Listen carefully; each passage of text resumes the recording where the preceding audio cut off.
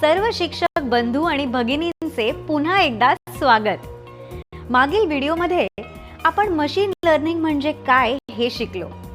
या व्हिडिओत आपण पाहणार आहोत की मशीन लर्निंग कशी कामं करतात आणि त्याचे 3 प्रकार समजून घेणार आहोत: सुपरवाइज्ड, अनसुपरवाइज्ड आणि रिइन्फोर्समेंट लर्निंग। अध्ययन निष्पत्ती, मशीन लर्निंग कशी कामं करते हे वर्गातील दैनंदिन उदाहरणांचा वापर करून सोप्या भाषेत समजावून सांगणे। सुपरवाइज्ड, अनसुपरवाइज्ड आणि रिइन्फोर्समेंट लर्निंग यामध्ये फरक ओळखणे। विचार करा, आपण जेव्हा विद्यार्थ्यांना नवीन संकल्पना शिकवतो तेव्हा काय होतं? ते शिकताना त्यांना भरपूर उदाहरणे सांगावी लागतात, सतत सराव करून घ्यावा लागतो आणि कधी कधी विद्यार्थी चाचणी आणि त्रुटी पद्धतीने शिकत जातात। मशीन लर्निंग ही याच धर्तीवर काम करते। मशीन 3 वेगवेगळ्या पद्धतीने शिकू शकते: सुपरवाइज्ड लर्निंग, अनसुपरवाइज्ड लर्निंग आणि रिइन्फोर्समेंट लर्निंग। चला तर सुरुवात करूया सुपरवाइज्ड लर्निंग पासून। आपल्या प्राथमिक स्तरातील एका वर्गाचे एक सोपं उदाहरण पाहूया। समजा आपण विद्यार्थ्यांना मेंढी आणि शेळी यांच्यात फरक ओळखायला शिकवत आहोत। दोन्ही प्राण्यांचे लोकर मऊ असते, शिंग छोटी असतात, आकारही साधारण सारखाच असतो। त्यामुळे सुरुवातीला विद्यार्थ्यांना दोन्ही प्राणी ओळखण्यात गोंधळ होऊ शकतो। म्हणूनच आपण स्पष्ट, विशिष्ट आणि नेमकी उदाहरणे देतो। आपण विद्यार्थ्यांना वारंवार वेगवेगळी चित्र दाखवतो आणि सांगतो, ही शेळी आहे, ही मेंढी आहे। विद्यार्थी अशी अनेक नामनिर्देश उदाहरणे म्हणजेच इनपुट लेबल जोड्या पाहतात, तसे त्यांना लहान सहान बारकावे दिसू लागतात, जसे कानांची रचना, लोकर किंवा त्वचेचा पोत, शेपटीची ठेवण। अशी पुरेशी उदाहरणं आणि योग्य प्रतिसाद मिळाले की विद्यार्थी नवीन चित्र पाहताच स्वतःच अचूक उत्तर ओळखू शकतात। यालाच सुपरवाइज्ड लर्निंग म्हणजेच मार्गदर्शन आधारित केलेलं अध्ययन असे म्हणतात। सुपरवाइज्ड लर्निंग अगदी याच पद्धतीने कार्य करते। येथे संगणक हा जणू विद्यार्थीच असतो। प्रत्येक चित्र हे इनपुट म्हणजे आपण संगणक प्रणालीला प्रदान केलेली माहिती आणि त्याचे योग्य नामनिर्देश म्हणजे शेळी किंवा मेंढी म्हणजेच लेबल। आपण अशा हजारो नामनिर्देशित प्रतिमा संगणकाला प्रदान करतो। या असंख्य इनपुट लेबलच्या जोड्यांचे निरीक्षण करताना संगणकही आपण आधी लक्षात आणून दिलेले बारकावे ओळखू लागतो, जसे कानांची रचना, लोकर किंवा त्वचेचा पोत, शेपटीची ठेवण। पुरेशी अचूक आणि सातत्यपूर्ण उदाहरणे मिळाल्यानंतर संगणक प्रणाली नवीन छायाचित्र पाहताच स्वतःच त्या प्राण्यांची ओळख पटवू शकते। त्यामुळे सुपरवाइज्ड मशीन लर्निंग म्हणजे अशी मशीन लर्निंग प्रक्रिया ज्यामध्ये मॉडेलला नामनिर्देशित म्हणजेच लेबल्ड डेटा सेट वापरून प्रशिक्षित केले जाते। आता पुढे पाहूया अनसुपरवाइज्ड लर्निंग। विचार करा, एखादा विद्यार्थी ज्याला कोणतीही पूर्व सूचना दिली नाही किंवा प्राण्यांची नावे सांगितली नाहीत, अशा विद्यार्थ्याला एखाद्या शेतात फिरायला नेले। तो फक्त प्राणी बघेल की काहींची लोकर जाड आहे, काहींची लोकर कमी आहे, काहींना शिंगे आहेत आणि तो त्यांना या निरीक्षणावरून गटांमध्ये विभागू लागेल।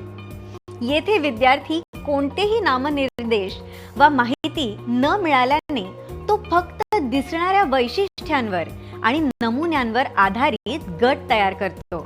अगदी याच प्रमाणे जेव्हा आपण संगणकाला कोणतेही लेबल्स देत नाही तेव्हा मशीन लर्निंग मध्ये अनसुपरवाइज्ड लर्निंग घडते। संगणक प्रणाली फक्त हजारो चित्रांकडे पाहते आणि स्वतःच त्यांना विविध गटांमध्ये विभागू लागते। त्यांना शेळी किंवा मेंढी हे शब्द सुद्धा माहित नसतात, पण तो लोकर, शिंगे, त्वचा यांसारखे नमुने आणि वैशिष्ट्ये ओळखून आपोआप गट तयार करतात. साध्या शब्दात सांगायचे तर अनसुपरवाइज लर्निंग म्हणजे अशी प्रक्रिया ज्यात कोणतीही उत्तरं किंवा लेबल्स दिलेली नसतानाही सिस्टीम डेटामधील नमुने स्वतः शोधते.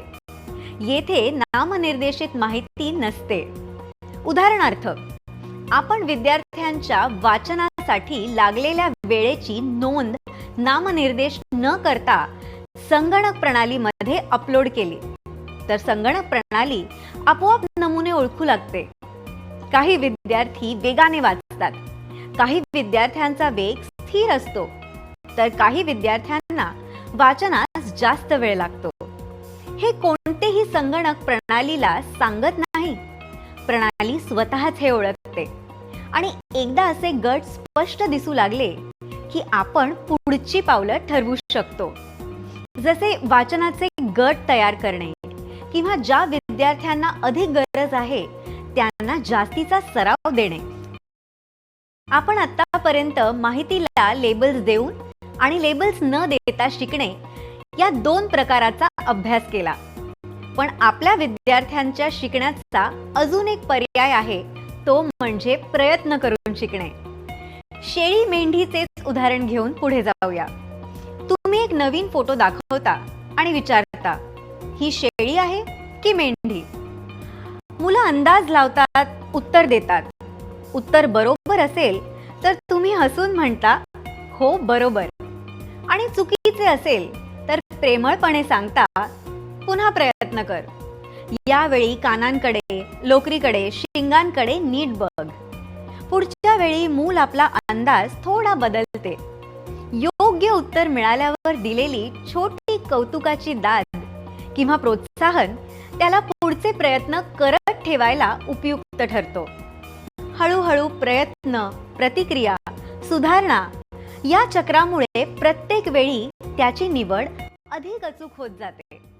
आता विचार करा, एखादे साधनही अशाच पद्धतीने शिकते का? साधन प्रयत्न करते, छोटी प्रोत्साहने किंवा चुका दाखवून दिल्या जातात. या पद्धतीने साधन यातून शिकत जाते. एखादे उद्दिष्ट साध्य करण्यासाठी साधन स्वतःचे निर्णय सुधारत जाते. अशा प्रकारच्या अध्ययनाला आपण काय म्हणतो? याच प्रकारे मशीन देखील शिकू शकतात. या पद्धतीला रिइन्फोर्समेंट लर्निंग म्हणजेच प्रयत्न करीत शिकणे असे म्हणतात. शेळी मेंढीच्या कृतीतला विद्यार्थी समजा आता संगणक प्रणाली आहे. ती एक अंदाज मांडते आणि लगेच तिला प्रतिक्रिया मिळते. योग्य निवडीसाठी छोटं बक्षीस वा प्रोत्साहन, तर चुकीच्या उत्तरासाठी हलकीशी दंडात्मक नोंद केली जाते.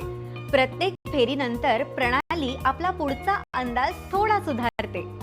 असं अनेक वेळा प्रयत्न करता करता प्रणाली हळूहळू अधिक चांगले तंत्र शोधून काढते. पावलोपावली संगणक प्रणाली जास्त बक्षिसं मिळावीत आणि कमी चुका व्हाव्यात यासाठी काय करायचे हे शिकत जाते. तर शिक्षक हो, आज आपण पाहिलं की तुमच्या विद्यार्थ्यांप्रमाणेच मशीनही शिकतात. उदाहरणांमधून, गटांमध्ये विभागून आणि चाचणी त्रुटी या प्रक्रियेतून. आता दिवसाच्या प्रश्नासाठी आपल्या मित्राला क्वेरी बॉटला बोलवूया. थोडा विचार करूया. जर मशीन आपल्या विद्यार्थ्यांसाठी शिकू शकतात, तर शिक्षक म्हणून आपण ही क्षमता वर्गातील शिक्षण अधिक प्रभावी करण्यासाठी कशी वापरू शकतो?